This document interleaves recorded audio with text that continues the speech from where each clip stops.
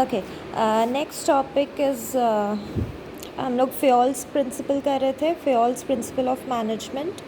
So we were left with last 2 points. 13th was initiative. Initiative में what does it say? That the workers should be encouraged to bring forward their ideas and suggestions. ठीक है, initiative क्या होता है? Management जो है वो workers को इंकरेज करे. They should lend their ear to the workers, that workers what kind of suggestions do they have. कुछ प्रोडक्ट रिलेटेड हो सकते हैं या प्रोडक्शन प्रोसेस रिलेटेड हो सकते हैं, because workers and employees are the ones who are actually dealing with the situation. they are the ones who are actually working with the machines, so they can give better suggestions sometimes. So management should encourage them to bring forward their ideas, and such ideas should be appreciated as well. ठीक है. Then आ गया 14th principle, that is esprit de corps. Esprit de corps means to promote the spirit of unity and loyalty amongst the employees. Basically, esprit de corps means team spirit. Team spirit, to replace we with I. Esprit de corps का मतलब क्या है? To replace we with I. So it promotes a team spirit कि मिल के काम करो, unity होनी चाहिए, हारमनी होनी चाहिए एम्प्लॉयज़ के बीच में, so that they work together towards the achievement of one common goal. So esprit de corps mainly focuses on team spirit, replacing we with I. There should be unity and harmony amongst the employees. So these are the last two principles of FAOL. Then आता है scientific management. Scientific management में, see, scientific management was devised by F.W. Taylor.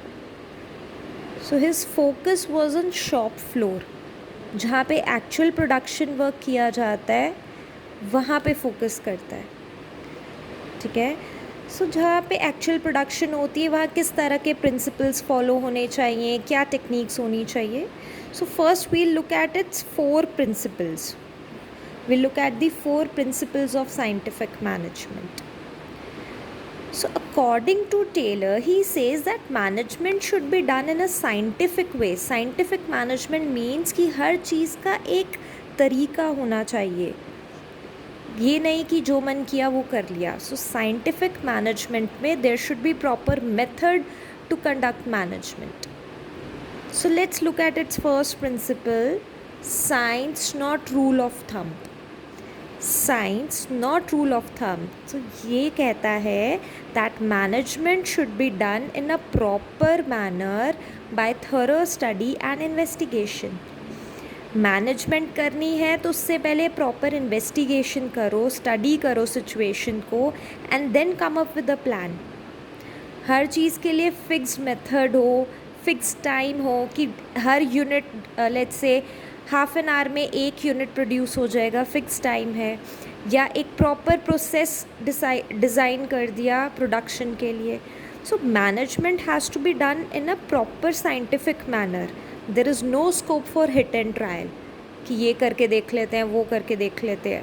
That will basically affect the efficiency of the organisation. जब आप एक fix method में काम करते हो, क्लैरिटी होती है, कोई स्कोप नहीं होता, there is no wastage of time, no wastage of resources, right, तो ऑटोमेटिकली एफिशिएंसी आएगी. But if you go for hit and trial method, right, rule of thumb, hit and trial कर रहे हो, तो in that case obviously efficiency जो है achieve नहीं होती. सेकेंड में कहते हैं harmony. Second is harmony not Discord.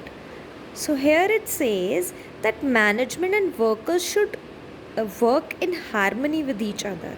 Management and workers must work in harmony with each other. मिलके काम करें, कोई लड़ाई झगड़ा ना हो उनके बीच में. तो ये कैसे अचीव होगा? जब मैनेजमेंट अपने प्रॉफिट्स वर्कर्स के साथ शेयर करेगी, and at the same time workers will be willing to work hard and they will be willing to accept the changes. Harmony कब आएगी, मिलजुल के काम कैसे करेंगे, जब मैनेजमेंट अपने प्रॉफिट्स में से कुछ शेयर वर्कर्स को देंगे, बिकॉज ऑब्वियसली ये प्रॉफिट कैसे आ रहा है, वर्कर्स की मेहनत से।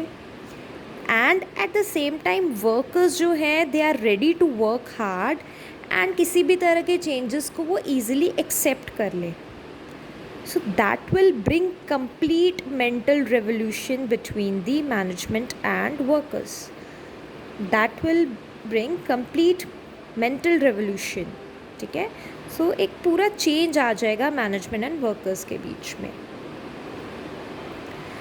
Next point is cooperation not individualism. So sort of an extension, cooperation extension of the previous one, we can see कि कॉपरेशन नॉट इंडिविजुअलिज्म, मिल के काम करो, कॉपरेट करो एक दूसरे के साथ, अकेले अपने बारे में मत सोचो। ठीक है, सो जैसे हम फेयोल के प्रिंसिपल में कहते हैं ना, to replace we with I, esprit de corps में कॉपरेशन में भी सेम लाइन यूज़ होती है, to replace we with I. अपने बारे में अकेले मत सोचो, पूरी ऑर्गेनाइजेशन के बारे में सोचो।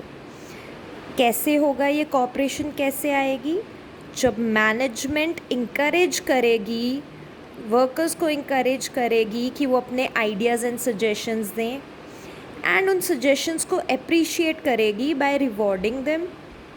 ठीक है, इंकरेज करना to bring forward their ideas and suggestions. And at the same time workers क्या कर रहे हैं, they do not make any unreasonable demands. Workers जो है किसी भी तरह की अनरीजनेबल डिमांड्स नहीं रखते, they are willing to work with the management. So that will bring cooperation amongst the management and the workers.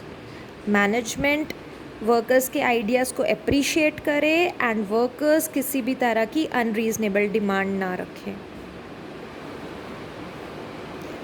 And last principle है development of each and every person to his or her greatest efficiency and prosperity.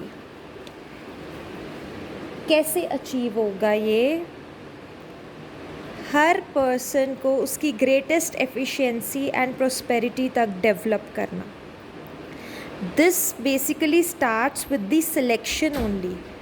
जब हम कोई employee या worker select करते हैं organisation में, then it should be done scientifically, proper test बने हुए, डिज़ाइन किए हुए, या इंटरव्यूज़ के through correct person should be selected, and then they should be given the position according to their qualification, according to their experience.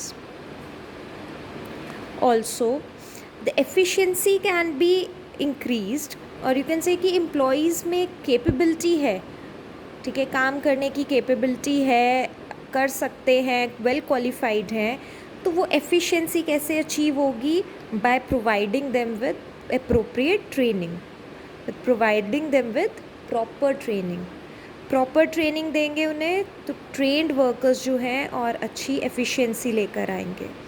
Trend workers they know कि work कैसे conduct करना है, वेस्टेजेस रिड्यूस हो जाती हैं, they do not waste their time on just trying with the process, they know the process and then they handle the production easily. So employees can be developed to their greatest efficiency by providing training to them.